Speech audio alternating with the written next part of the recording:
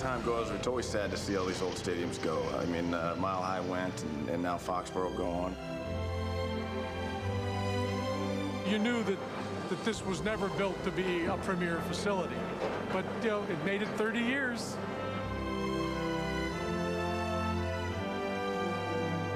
The fans sure get their money's worth for it. Every time I come to Mile High, they get their money's worth.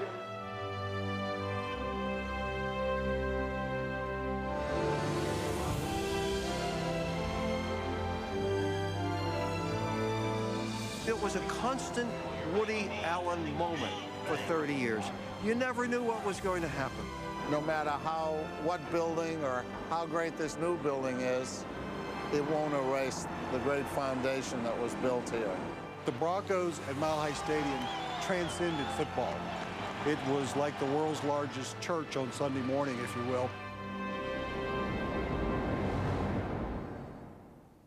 This is the 20th edition of Lost Treasures, but it's the first time I'm actually hosting a show from inside a lost treasure. You see, this is the office where we opened all the other shows. As you can see, it's empty now because in August 2001, we moved into a brand new facility. But I thought it was fitting to come back here for this show because it deals with two stadiums like this place that are now history. Foxborough Stadium, the former home of the Patriots, and Mile High Stadium in Denver. In both cases, the new stadiums were built just a few hundred yards away, so the old ballparks were leveled and turned into parking lots. In the spring of 2002, we went back to pay our final respects, and we brought along some people who helped write the history of the two stadiums. It was a very emotional journey. Well, looking right now, it's kind of a sad, certainly a sad feeling. Looking at the destruction of it, you think back and all the great memories that as a player, that I think as fans, people from inside Colorado and outside Colorado who ever experienced Mile High Stadium. It's certainly a sad situation where that's coming down. Being part of Colorado and Bronco history will never lose its place in my mind. Yeah, programs here. Game day program. Mile High Stadium was one of the NFL's great venues. It was a place you could truly call unique.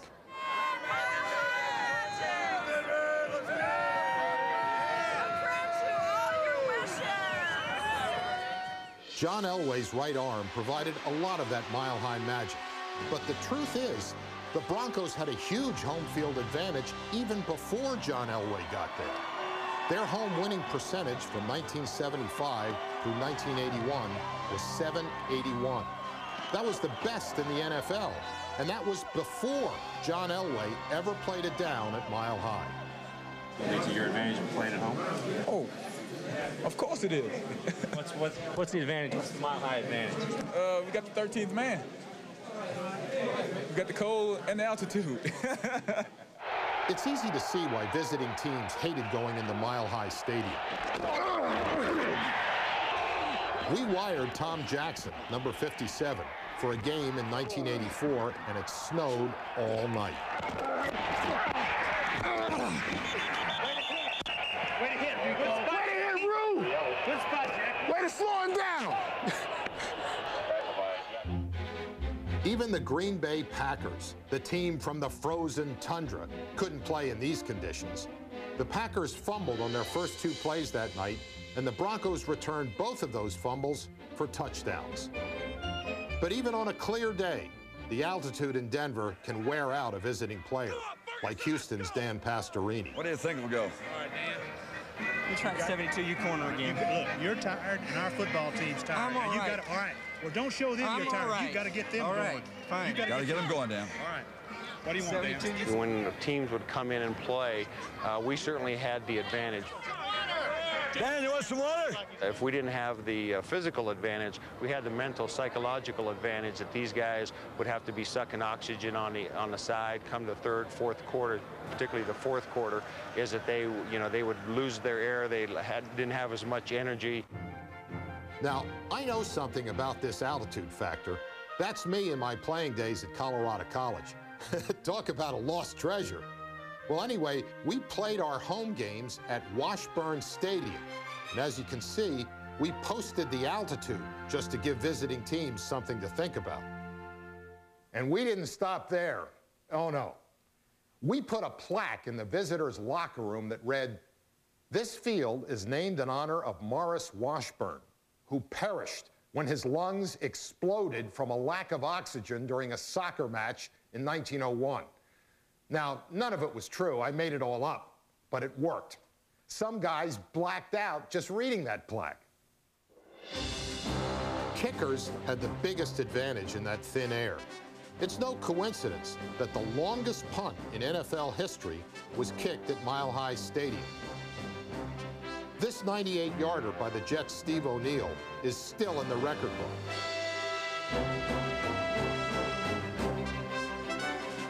In 1998, Jason Elam tied the NFL record for the longest field goal by kicking this 63-yarder against Jacksonville.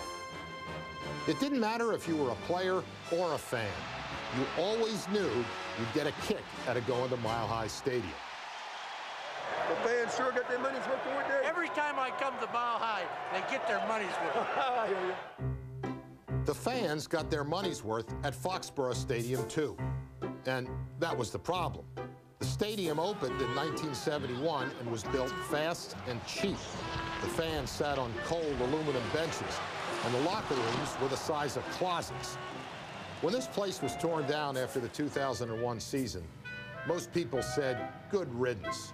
Well, people would constantly call it a dump, and they would call it Kmart, and they would call it a disaster. Nobody ever referred to it as beautiful Foxborough Stadium. It was just this big, drab, concrete place that, you know, I'm not sure, I think it was like $6 million when they built it. And I mean, look around, it has like no amenities whatsoever. You knew that this was never built to be a premier facility, but you know, it made it 30 years. For those kinds of facilities and to have a sellout for the last 8 or 9 years, I think that really goes to the heart of the New England fans who endured the cold, who endured the bad seats, who endured all of that and have supported the team so long before the Super Bowl. I managed the stadium for several years, and I got to know every nook and cranny of it, and it was a cold place. The fans that came here to some of the games in December would be 5 degrees, and the wind would be howling, and pretty hardy people to come. And they sure did have a great time. I think the ambiance here helped to make it a great experience, even though you didn't have the creature comforts. This is New England. We like to rough it a little bit, and no matter how great this new building is, it won't erase the great foundation that was built here. We're all over it, not to worry. Yes, the team is with me, we got it covered. Who's he talking to? The boss. I thought the boss was at a board meeting. He is at a board meeting. They're asking about our global integration plan. Do not worry. Do we have a global integration plan? It's more like a deck. A deck? A draft, really. A deck is only a draft? Afraid so. It's not only doable, it's practically done. We better get started. What's up? Nothing. Check this out. Is that what you call a chair in Minnesota? It's game time. Bring it! Oh, yeah.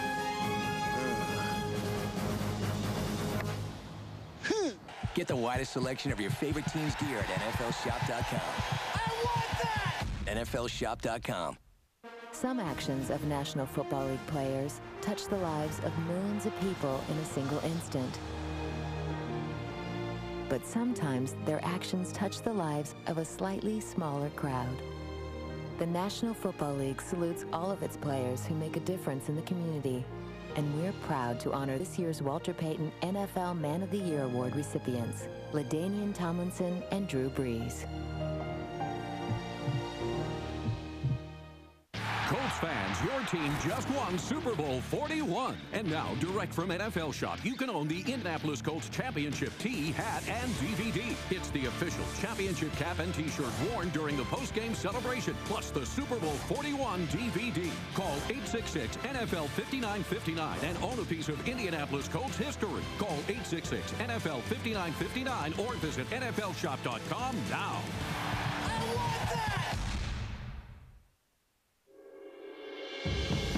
I can remember just praying, just have us in the game, you know, with 4, 5, 6 minutes to go to where we have an opportunity to be world champs. America's game. I'm Romeo Cornell, and you're watching NFL Network. For their first 10 seasons, the Boston Patriots moved around more than George Washington's colonial army. They had 4 different home fields, including Fenway Park. Now, Fenway is a charming place, but let's face it, it's a baseball park. Seeing Gino Cappelletti kick field goals that landed in the Red Sox bullpen, that just seemed wrong somehow. The Patriots also played home games at Boston University and Boston College, but things were no better there. In 1970, under coach John Mazur, the Patriots played at historic Harvard Stadium, but the pro game didn't seem to fit there either. Finally, in 1971, Patriots owner Billy Sullivan scraped together $6 million to build his own stadium in Foxborough, a little town halfway between Boston and Providence. Let's face it, if this stadium had not been built, Billy Sullivan would have been gone to Memphis or someplace else because we had run out of places to play. It really meant stability, even though people made fun of it and they said, you know, this structure isn't going to last very long. Well, it lasted 30-some years, as we see, till today. Try to hit a home run. Sullivan wasn't as wealthy as other owners, like Denver's Pat Bowlen, but he kept the Pats alive. He is the father of professional football in this marketplace, and they never had the Lamar Hunt ownership here. They never had the one guy with hundreds of millions of dollars, and so the franchise, you know, always was in a survival mode, and he made it survive, and he kept it going. That I can tell you, I'm sure the critics would have criticized, but he just had a passion for the game, and he went to more banquets, I think, than anybody I've known in an ownership position to sort of spread the word about pro football. Sullivan needed something for the marquee outside his new stadium. So in 1971, the Pats drafted Vitaha's Stanford teammate and Heisman Trophy winner, Jim Plunkett. All of a sudden, they got a really quality player and a quality person, and he was able to come here and I think sort of team up with the stadium and really cement it as a long-term institution. I think people can see we really have an NFL team, we really have a facility, we really have a genuine NFL quarterback. This is really an NFL franchise now. For the Patriots, the 1971 league opener at Foxborough seemed like the dawn of a new era. First regular season game was a beautiful day. I mean, crystal clear, like today. The Raiders were heavily favored, and we totally dominated the game, running, passing, and Plunkett had an incredible day that day. And I remember people walking out of the stand saying, okay, now we're going to the Super Bowl with this guy. But things went downhill in a hurry. The Patriots never had a winning record in 5 seasons with Jim Plunkett at quarterback, and their home attendance fell 12% from 1972 through 1976. This was not a football area, really, from 75 to 85. When I came here, it was, of course, everybody in Boston, Celtics, Red Sox, and Bruins, kind of in that order, and we were an afterthought because we were down the road and not really a part of the Boston community. They were always like the black sheep.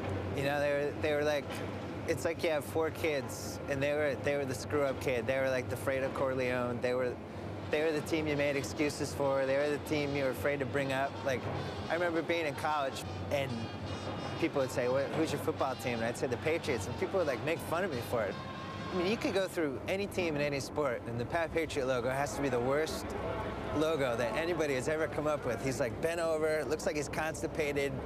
I think when other people look at the Patriots, they see that logo and it's like, what, is this like a professional franchise? How did they come up with this guy? The Patriots did have a run of 5 consecutive winning seasons, starting in 1976, but they couldn't win the big one. Well, that all changed in 1985 when Raymond Berry led them to their first Super Bowl. That time period there, as I look back on all the experiences I've had in professional football, and people ask me about the greatest thrills I've ever had when I coached. It wasn't one game. It was like a 6 or 8 week stretch. And that Cincinnati game was, man, it was one of them. Came up with a 4th down in about a yard or less. I just had in my gut that we had to go for it. We couldn't give the ball back to Cincinnati at that stage. So we called a ride 24, and Robert Weathers broke the thing for a touchdown. That play is what beat Cincinnati and got us in the playoffs. It was Robert Weathers' only touchdown of the season, and it set off a wild celebration.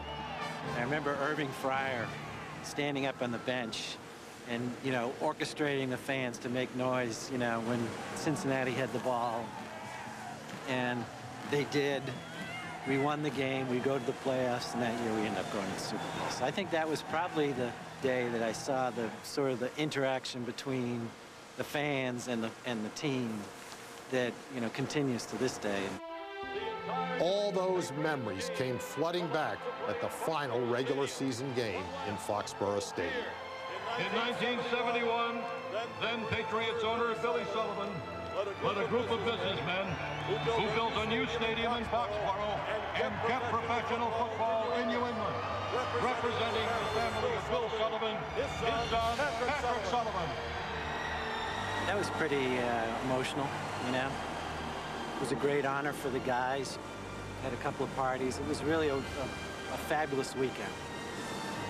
Remember, Russ Francis is a terrific guy. He puts his arm around me, you know. We're on the field, and I hadn't been on the field for 15 years, so I sort of forgot what it was like. He said, you know, I wish your dad was here. And I said, well, he's here. He's here. He'll always be here. Fantastic. Quality. Wow. Thanks to the latest Bose technology, it is now possible to have, for the first time, the same noise reduction benefits in on-ear headphones as we achieved in the award-winning Quiet Comfort 2 around-ear headphones. And now you can choose your preferred style, QC2 or the smaller QC3 headphones. Wear them when you fly to experience less noise at the flick of a switch. And create your own private sanctuary. Originally designed for planes, owners tell us about other uses. Less distraction at work, to unwind after a hectic day, or to find your own space. Sound quality is fantastic.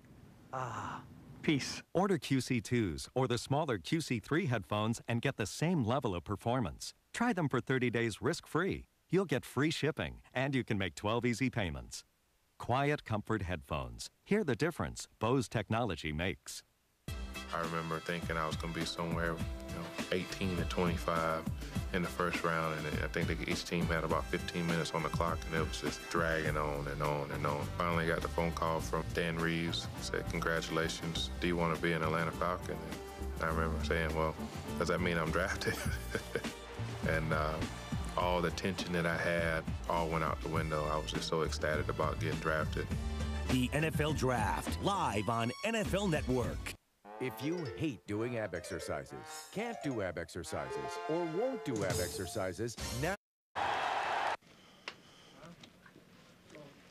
In 1972, we went to Denver to wire the Broncos head coach, John Ralston. We'll be introducing our offensive team. We'll be introducing the offense today. Ralston had coached Stanford to 2 Rose Bowls. But this was his first season coaching in the pros, and the Broncos were a real challenge. Jesus Christ almighty, how can we be that lucky? Now, Tom Graham, let's be a tackler. The quarterback came right by you on that one. Let's be a tackler now. The Broncos had been around for 12 years before Ralston arrived, and they'd never had a winning season. But he straightened out everything, right down to the sideline markers. And under his direction, the Broncos became a winning team. Those are great memories. But today, memories are all that remain of Mile High Stadium. We'll miss her, I'll tell you. Absolutely. Yeah. To me, it's kind of like, Coach, it's kind of like hallowed ground for me. Yeah, I started my career here, and I'll never forget it. I have so many memories about this place. But no, I will always, even when this becomes a parking lot, I'll always treasure this area. It'll be a part of me. Yeah. Yes. And it's just a shame, though, to have this beautiful facility torn down. We thought it was the best stadium when we put in the new section, and it just goes to show you. Now you look at Invesco Field over there, you can't believe it. Doc, I got a football game. Let's go to work. Have some fun. Good on the drive, man. Ralston is an accredited Dale Carnegie instructor, and his can-do approach to coaching was just what a losing team like the Broncos needed. Go to work now. The positive approach that Coach had helped us tremendously. I knew how important it was. It was easy to get down because we hadn't won. But if we stuck together and played hard and kept a positive attitude, which Coach was talking about all the time, we thought we could get there. Good job of covering. That's the way, Mike. Everybody good on that. Good, Clem. That's excellent. That's my very nature anyhow. It is to think that everything is going to come out roses. No matter who we played, I always expected to win, and that's never changed. John was so enthusiastic, he used to give his special teams a pep talk right on the field. I almost could look in their eyes and tell if they were really ready to play. But I think I enjoyed doing it because it made John Madden mad. John got so upset because I was out in the middle of the field before the game. Chicago's Abe Gibron didn't like it either, and he let the officials know it. He's not allowed on the field, Adrian. Get him off the damn field. Unless he's going to run down and cover. He's not allowed on the field. Oh, the head coach? Yeah. The hell you guys do it, for Christ's sake? Making a circus out of it? The hell, there's got to be an injury before you go on the field. They don't have a rule against that. I think they can do it today if they want to. Was that a 38 sweep that you ran? The Broncos' success under John Ralston increased fan interest in Denver. And in 1975, they added a second deck on the Mile High Stadium. The highlight of the Ralston era was the first Monday night game in Denver, a game in which Billy Thompson, number 36, had a starring role. Oh, there was a lot of big plays in that ball game that night, and I've never seen the stadium more electric than that night. Yeah, it was an incredible night. It's probably one of the loudest times that I could remember being here in the stadium. It would always be that thunder from the crowd that I'll always remember, that loud thunder. It was almost like a storm starting, and it'll always be with me and within me when I come through here, because it was something that was very special, and I always will treasure that. Hold it now. We got a game ball. We got a game ball. We got a game ball, and it's well deserved. Haven Moses led us to the promised land. I call it the grand old lady. Yeah. She served us well. Yes. And we're going to miss her. Yeah. We're going to miss the old stadium, Billy. You and I both. But we can reminisce a little. Yes. Yeah. That's the fun part of it. You say that. Yeah.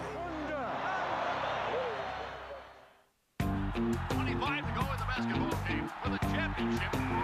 They say that in life, there's only room for one great passion.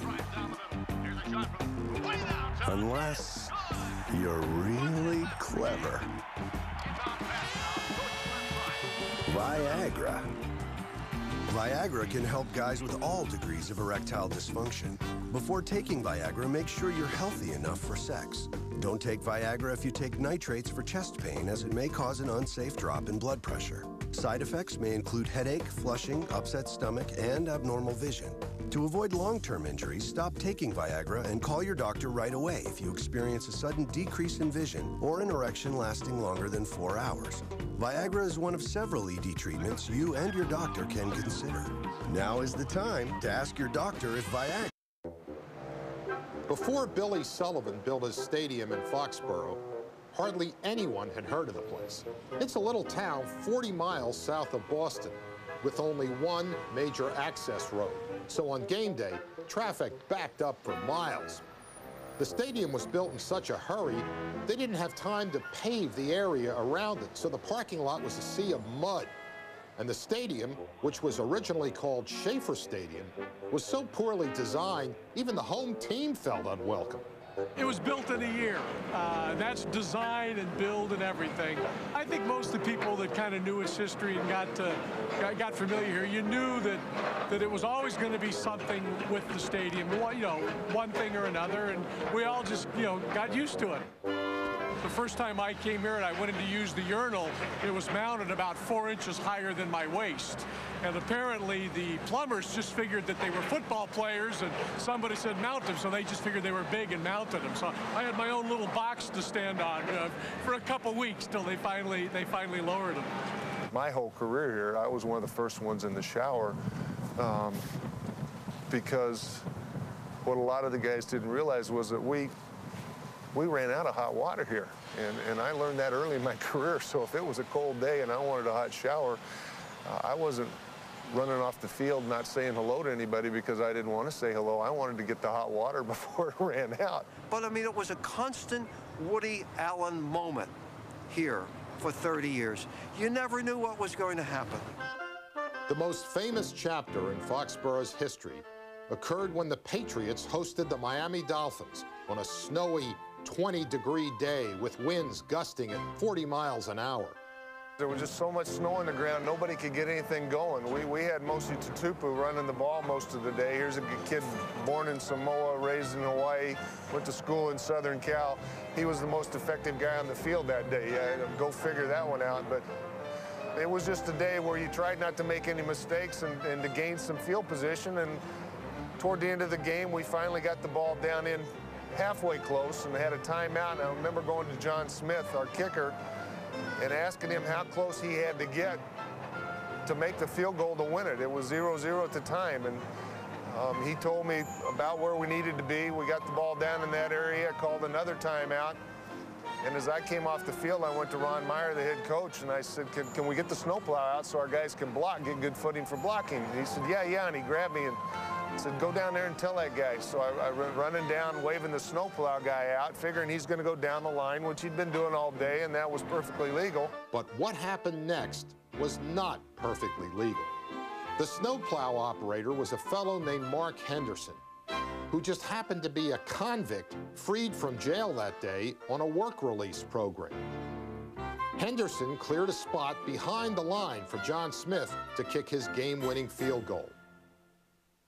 Don Shula was going berserk. Gordon McCarter was the referee, and I called him over and I said, look, if it helps you, just tell Shula that if Miami's in the same situation, we'll send the guy out there and brush the field out for them. Oh, geez, thanks a lot, he says.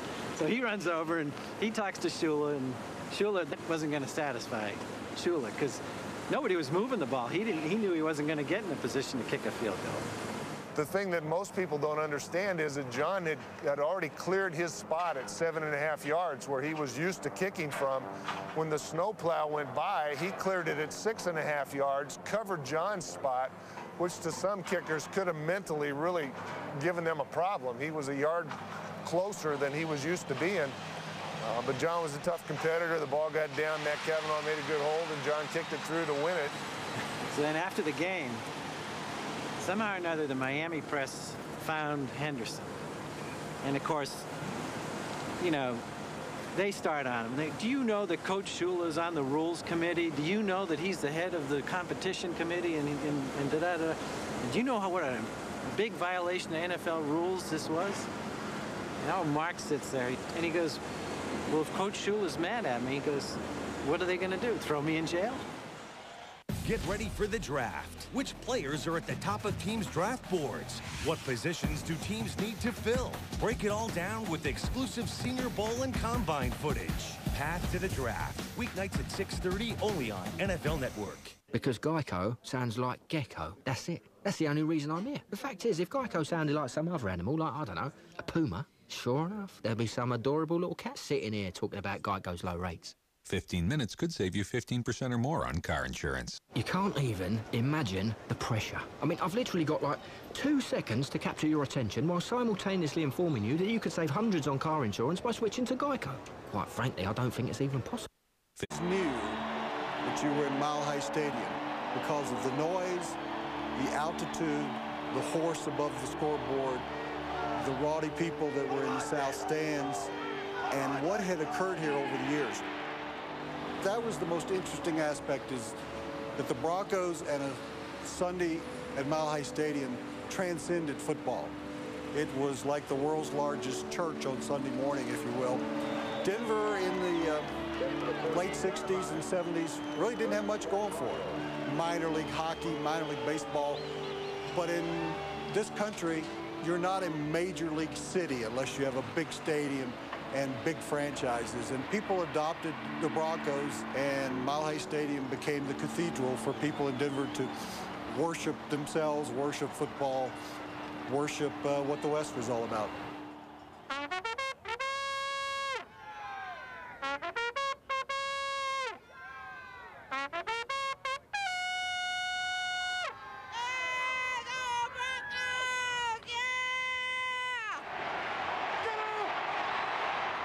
Noise level, I'd say if you were standing next to a 747 or an F-16 warming up or getting ready to take off, just absolutely deafening. Not only deafening from an audible perspective, but you could actually feel the audio energy. Okay, Rob! The way that Mile High was constructed with the horseshoe effect, the enthusiasm that the fans had, the stomping of the feet, everything was orange. It's just something that if you weren't here, it's hard to experience, but if you were here, you'll never forget it. Mile High Stadium was a marvel of engineering. It was built in 1948 for baseball, so it had to be adapted to football. And that meant moving one whole section of the east stands in for football and then back out for baseball. This enormous structure weighed more than 9 million pounds, and they would actually slide it 50 yards on a thin sheet of water. It was amazing, but what was equally amazing was the crowd that filled those seats and brought the stadium to life. The Venards and the Erferts were part of that Mile High Stadium experience, going all the way back to the 60s, and they joined us for a final look around. What would you say was the defining characteristic of Mile High Stadium? Comfortable. Closeness. Uh-huh. Yeah, very, very close to the field. I think probably closer than any football stadium in the United States. You felt like you were right on top of the action, and I think you really felt more of a part of it. At Mile High Stadium, the fans were so close to the field, they could easily interact with the visiting teams, and often did. 64! Do a couple push-ups! Can't hear you. What'd you say? Hey, do a couple sit-ups! 64! Come on, baby! Sit-ups? Thanks. People throw things at us, son of a bitch, like dogs. Look at them. See if you find the nickel there, the money they're throwing at. People throwing money at me and everything back here. All right, that's all right. Just keep it so I don't have to take that stuff from nobody. Abe Gibron kept his cool that day, at least until the Bears had the game won. Then Abe gave the Denver fans his own version of the Mile High salute. Take some more yelling! Come on, try some more! Try some more! Hey, I'll come and get you by your neck! Come on, you. I think they were inspired by the fans, and so was our team. And I want to thank the Denver fans for the inspiration, because there's nothing worse than playing again in a morgue, you know, and this is not a morgue. When the Broncos hosted their first AFC Championship game against the Oakland Raiders, it was the greatest home field advantage I'd ever seen. The temperature was 18 degrees, which worked in the Broncos' favor. But I really believe it was the emotion of the crowd that made the biggest difference. The Raiders were the defending Super Bowl champs. Yet the Broncos fed off the energy of that crowd and won the game. As we left, we're walking out to our car. The noise coming still from the stadium and from people coming was deafening, and it gave you chills. We had in the north stands, right over here, we had a bottle of champagne. Right after we won the game, popped a bottle of champagne, and everybody in our section, or right around our little area, we all sat there and stood there cheering, hollering, and drinking our little cups of champagne. Don't ask how we got the bottle in, but we had champagne after that Raiders game. You look over your shoulder and say goodbye to the place. What are you feeling? Oh, it's really sad. It's really sad. You think, guys, we spent 36 years in the stadium. They spent 41 years in that stadium. And, you know, it's gone, and it'll never be the same, but you'll always have the memories of all of those games. And I think the people who sat here, who grew old together, who married, who passed along their tickets to their kids and to their friends, had the real concept of what Mile High Stadium was all about, what professional football was all about. It was what the Denver Broncos were all about. Colts fans, your team just won Super Bowl 41. And now, direct from NFL Shop, you can own the Indianapolis Colts Championship tee, hat, and DVD. It's the official championship cap and T-shirt worn during the post-game celebration, plus the Super Bowl 41 DVD. Call 866-NFL-5959 and own a piece of Indianapolis Colts history. Call 866-NFL-5959 or visit NFLShop.com now.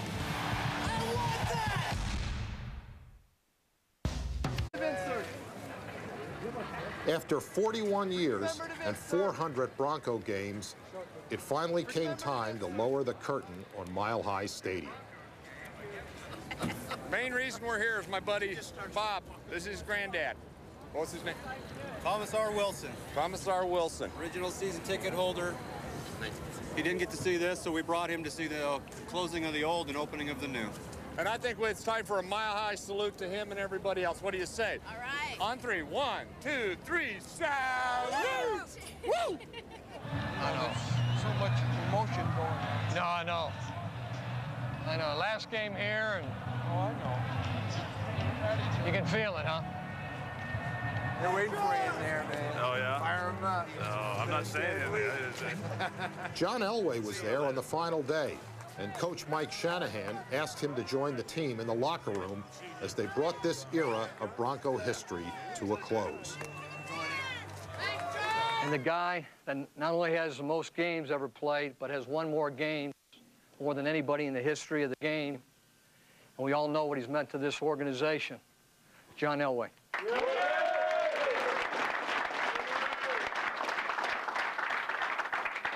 This may be our last game here at Mile High. Let's do it right. Our Father, who art in heaven, hallowed be thy name. With all that emotion filling the old cathedral, the Broncos were not about to lose this final game at Mile High. The victory was a fitting tribute to a stadium where the Broncos won 24 consecutive games from 1996 through 1998.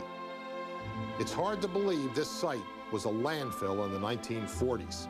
The Broncos built their own history here and created something the Denver community held sacred. 6 Bronco fans had their ashes scattered across the field after they died. After the last game, virtually the entire crowd, more than 76,000 fans, the 250th consecutive home sellout, stayed for the closing ceremony. I thought we were going to sell those seats. They're stealing them. Good, they deserve them. Yeah. Everybody's still here. Yeah. What a great feeling.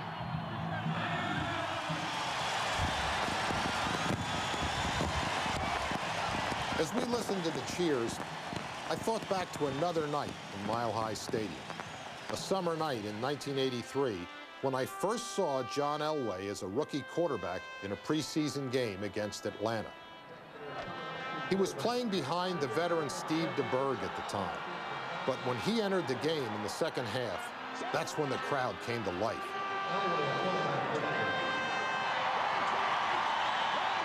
It was obvious right away.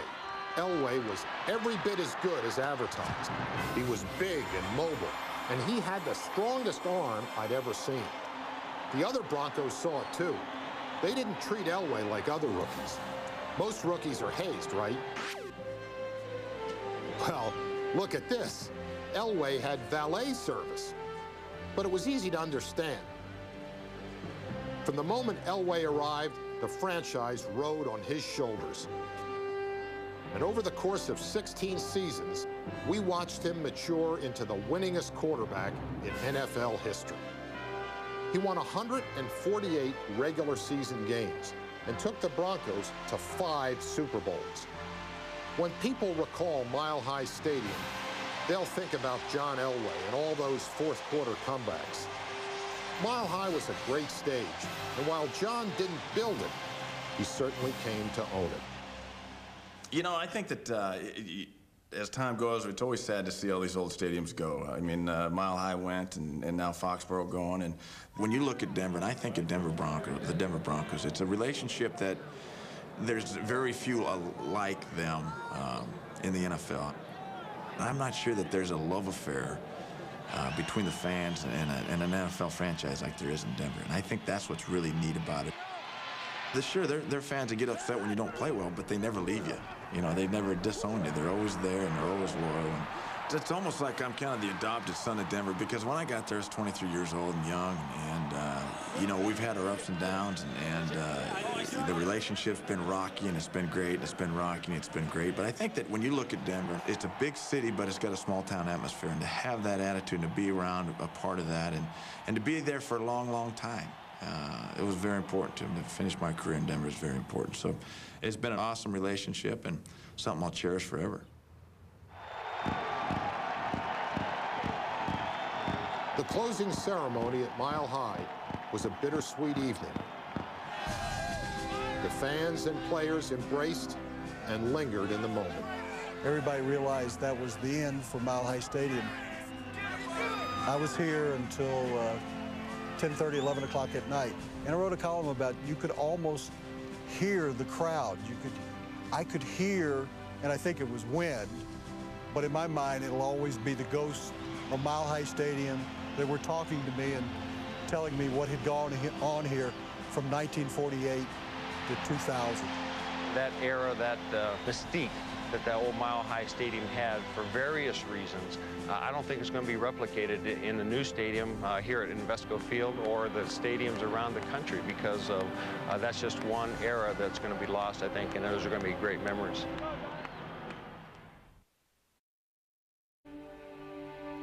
The final game at Foxborough Stadium was one for the ages. Adam Vinatieri kicked a 45-yard field goal through a blinding snowstorm to tie the playoff game against Oakland. Then, without the benefit of Mark Henderson and his snowplow, Vinatieri kicked another field goal in overtime to win the game and send the Patriots on their way to Super Bowl 36. Just 2 days later, the demolition of the old stadium began. In February, when we returned, the Patriots were Super Bowl champions, but their home field was just a pile of rubble. That Monday, we started clearing out the concession stands, taking signage down, clearing out anything of value, getting all the equipment back to whoever owned it, and getting ready for the knockdown. We were thrilled that the team got into the playoffs, that we couldn't get started earlier, but we had everybody all set. We had all of our plans in place. We had everybody lined up. We turned everybody loose, and we got going.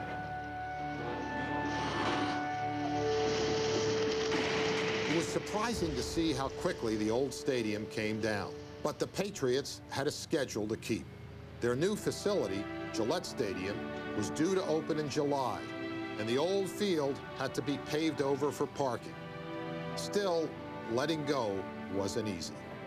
It's very sad but life moves on, and the memory bank of relationships and events that have happened here, a very special part of my life and something that I'll treasure forever. For a guy who's been a season ticket holder since 1972, this has to be an awfully nice moment, Bob. This is for all the fans out here who've waited 37 years. Thank you, thank you, thank you. And I think anyone who's privileged to own an NFL franchise is really a custodian of an asset for that community. Thanks for assembling such a great team. We're so appreciative of it. Well, now we got to win today. That's right. We got to make a lot of noise when they're When the people are in the stands here, black, white, no matter what their religion, they're rooting for the team. And it doesn't matter if the player is from Samoa, from Africa, or from Alabama. Everyone's pulling for the home team. That's on all socioeconomic levels. And that's the part of the treat of owning a team, that if you do a good job, you help to pull the community together in a way that I don't think anything else does. We poked fun at Foxborough Stadium in this show and pointed out its shortcomings. And let's face it, it was all true.